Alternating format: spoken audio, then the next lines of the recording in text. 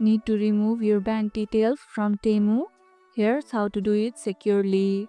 First, open the Temu app or go to temu.com on your browser. Now log into your account. Tap on your profile icon and go to Payment Methods. Select the bank details you'd like to remove. Tap on the Remove button next to the bank account. Confirm your action and your bank information will be deleted from your account. Always double-check your payment options after removal to ensure your account is secure. Have you ever removed your bank details before? Share your experience in the comments below. If this video helped, hit the like button, share it, subscribe, and leave a comment. Thanks for watching, and I'll see you in the next one.